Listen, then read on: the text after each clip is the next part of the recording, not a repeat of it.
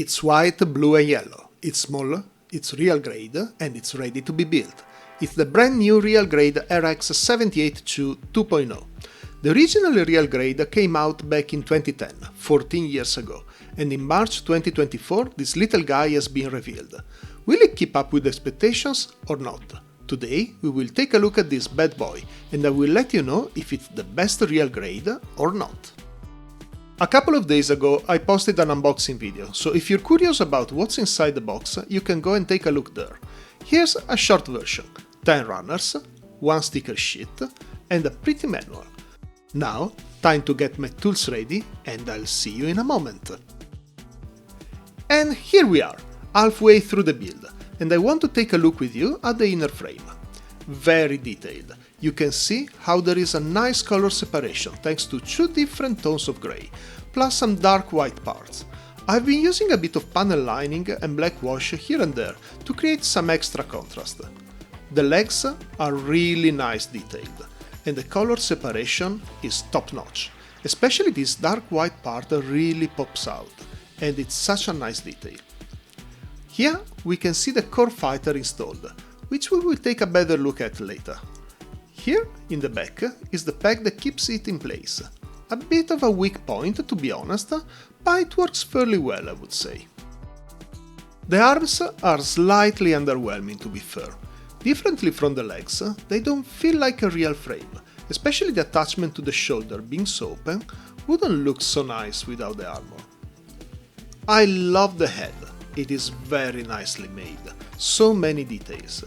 I already applied the eye stickers and this camera effect is so pretty. But now, time to complete it. And that's how it looks like once it's done. I panel lined after a quick scribing of some existing lines and I'm pretty satisfied with the result. I did not use any of the stickers included, cause I'm waiting for some third-party water slides to come out. The building is indeed very satisfying. A bit complicated, but nothing out of ordinary. The model is rock solid, no pieces are falling apart. Probably a bit tough if this is your first build, otherwise, with a bit of patience, you shouldn't have any issue. Let's now take a look at the articulations, starting from the bottom. The feet have 3 points of movement. The ankle has a nice swivel and can turn 360 degrees on itself.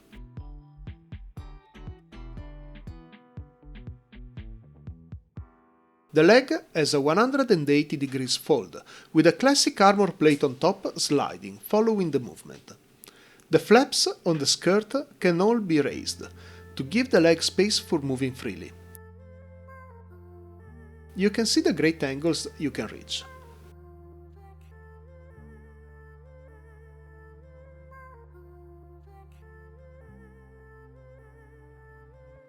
The core can do a pretty legit crunch, thanks to 3 articulations. One is on the bottom, one is inside the core fighter, and one is on the upper chest. The last one is kept in place by a couple of pegs. There is a very good lateral swiveling too. The arm can rotate 360 degrees and fold itself thanks to the elbow's double articulation. And the wrist is attached to a ball joint to enhance its movements. The shoulder articulation lets the arm be raised completely, for that beam rifle pose that we all know.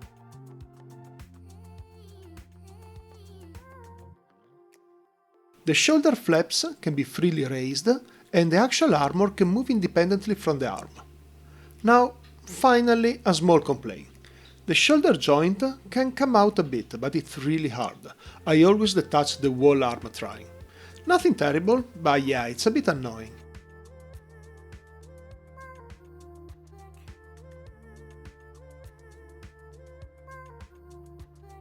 The neck has a double articulation that allows a great range of movements, back and forth and up and down.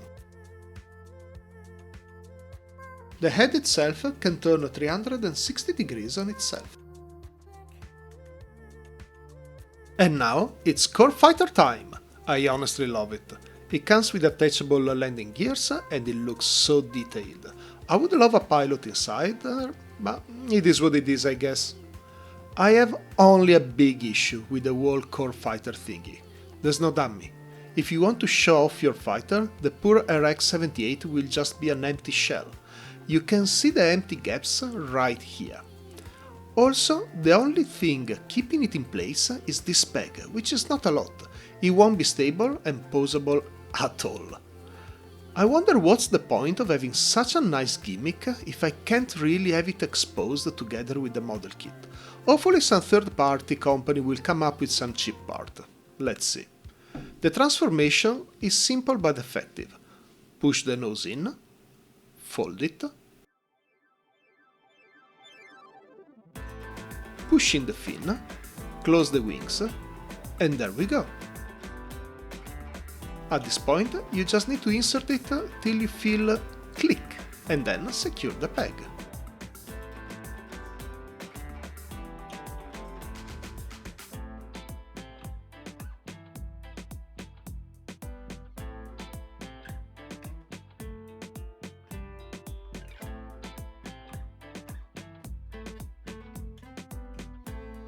What about the gimmicks?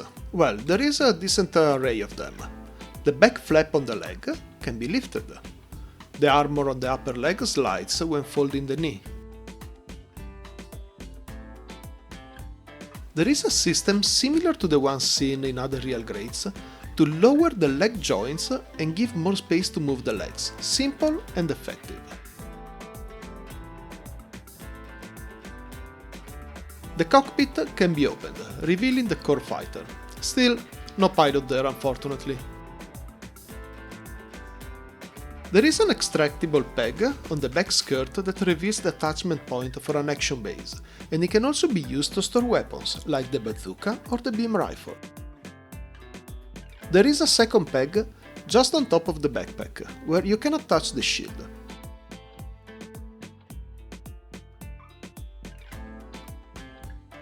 The thrusters on the backpack can move up and down, and the beam saber attachment too, to make them more easily accessible with their arms.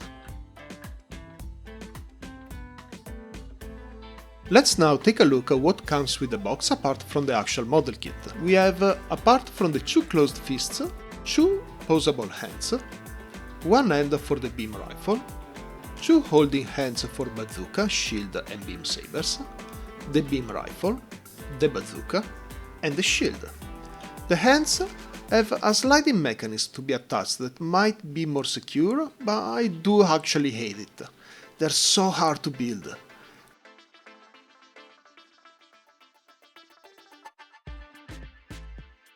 Anyway, this is the one used for the beam rifle, with a finger on the trigger.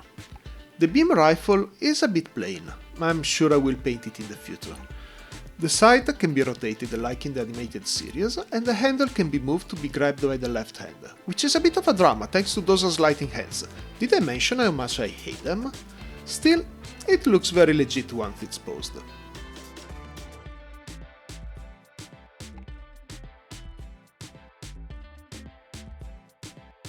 Now, the shield. You can attach it in two different ways. The first is on the side of the arm, thanks to a press-on clip.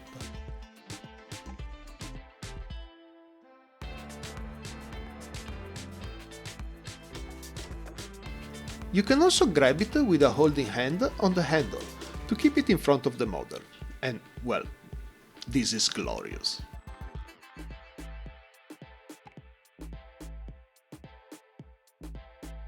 The bazooka can be extended, and the handle can move back and forth for a better posability.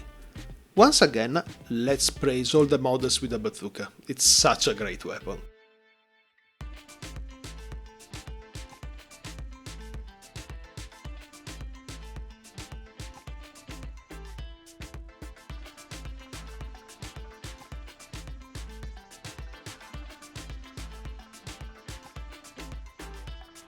Here I want to show you how you can easily reach the beam saber with the arm, thanks to the moving holder. This is such a great touch.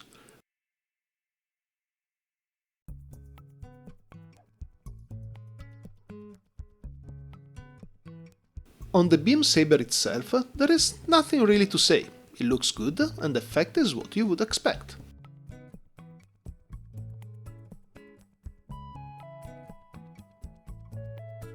So, now that we have taken a look at the real grade Rx-78-2 2.0, what are my thoughts about it? It is indeed a great kit. I love the aesthetics. I know that there has been a bit of a talk about them.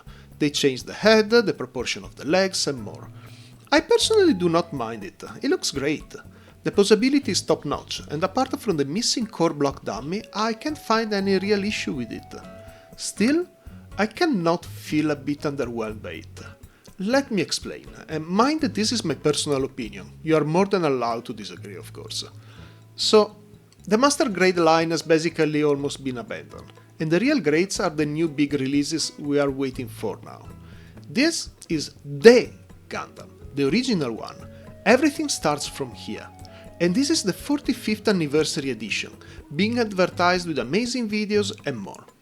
So I was expecting it to blow my mind. The expectations were super high. But what is new in this kit? Where are the features that we never saw before? Where are the innovations that are pushing the limits of what we know? I don't think there are many, and it honestly falls short of other kits. I want to make a comparison, and I don't think that the new and the I new would be a good one. These kits are huge compared to the Rx-78-2. Let's then take a look at the God Gundam, which is even a bit smaller. It has the same posability and level of articulations, if not better, and there is so much going on it. The shoulders can be lifted showing the inside. The chest can be opened. You can lift the armor panel on the side of the neck. And the arms can be rotated 360 degrees on 2 different points, which is a feature that I absolutely love. And what about the gloves? You can move them in front of the hands and play around with the fingers and the blades.